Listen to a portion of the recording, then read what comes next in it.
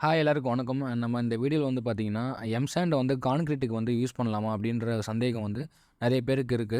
So, அத பத்தின விரிவான விளக்கத்த நம்ப இந்த வீடியோல பார்க்கலாம். பொதுவா வந்து ஒரு சாண்ட் மண்ணோடைய வேலை கான்கிரீட்ல என்னன்னு பார்த்தீங்கன்னா, ஒரு ஃபில்லிங் மெட்டீரியல் தான். நம்ப வந்து கான்கிரீட்னா என்னன்னா, ஜெல்லியும், சிமெண்ட்டையும், மண்ணு இது எல்லாத்தையும் மிக்ஸ் பண்ணி உருவாக்குற ஒரு பொருள் தான் கான்கிரீட். இப்ப இந்த கான்கிரீட்ல வந்து இந்த ஜெல்லியும், சிமெண்ட்டு போட்டு நம்ம மிக்ஸ் பண்ணோம் அப்டின்னா, சின்ன சின்ன கேப்லாம் வந்து இருக்கும். அந்த கேப் எல்லாம் ஃபில் பண்றதுக்கு தான் அந்த சாண்ட் வந்து பயன்படுது. மத்தபடி பெரிய அளவுல வந்து பார்த்தீங்கன்னா, சாண்ட் வந்து ஒரு ஸ்ட்ரென்த் அப்டின்ற மாரிலாம் கிடையாது. ஒரு ஃபில்லிங் மெட்டீரியல் மட்டும் தான் சாண்ட் அப்படின்றத நம்ம புரிஞ்சுக்கலாம். ஒரு 10 வருஷத்துக்கு முன்னாடி ஒரு 5, ஒரு 10 வருஷத்துக்கு முன்னாடிலாம் என்ன பண்ணியிருந்தாங்கன்னா, முழுமையா வந்து ஆற்று மணல் தான் உபயோகத்துல இருந்தது. ரிவர் சாண்டுன்னு சொல்லுவோம். ஆ எல்லா கான்கிரீட்லயும் சரி, எல்லா கட்டுமானத்தில ஒட்டுமொத்த எல்லா வேலைக்குமே நம்ம வந்து பேஸ்மெண்ட்ல ஃபில் பண்றதுக்கு கூட நம்ம வந்து பார்த்தீங்கன்னா, ஆத்து மணல்.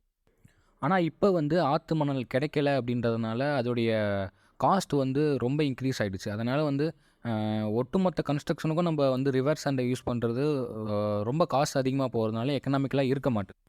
இப்ப இதுக்கு மாற்றா வந்தது தான் வந்து பார்த்தீங்கன்னா, எம் சாண்டுன்னு சொல்றோம். எம் சாண்டுன்றது மேனுஃபேக்சர்டு சாண்டு. ரிவர் சாண்டுனா இயற்கையா கிடைக்கக்கூடிய மணல். ஆனா எம் சாண்ட் வந்து நம்ம வந்து செயற்கை மூலியமா, அதாவது நம்ப மேனுஃபேக்சர்டு பண்றோம். அதனால வந்து அதுக்கு எம் சாண்டுன்னு வந்து நம்ப சொல்றது வழக்கம்.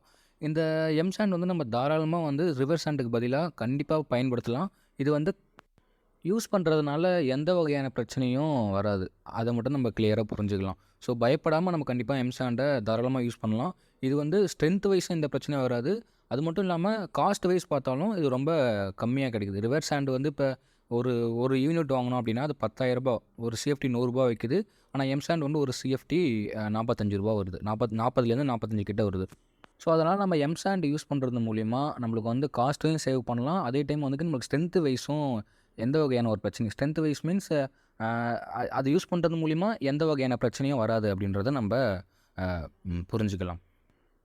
பட் ஆனால் நம்ம ஒன்றே ஒன்று மட்டும் செக் பண்ணணும். நம்ம ஆர்டர் பண்ணக்கூடிய எம்சாண்ட் வந்து நம்ம சைட்டில் வந்து இறங்கும் பொழுது அதை செக் பண்ணணும்.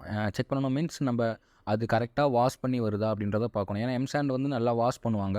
அது ஈரமாக இருக்கா, கரெக்டாக வாஷ் பண்ணி வருதான்றத பார்க்கணும். அது மட்டும் இல்லாமல் அதை கையில் எடுத்து பார்க்கும் பொழுது அதில் ரொம்ப சில்ட் கண்டென்ட்னா ரொம்ப சின்ன சின்ன சின்ன கண்டென்ட்டாக இருக்கக்கூடாது அப்படின்றத நம்ம தெரிஞ்சுக்கணும். அதை நம்ம கையில் எடுத்து நம்ம சும்மா பார்த்தாலே நம்மளுக்கு தெரியும்.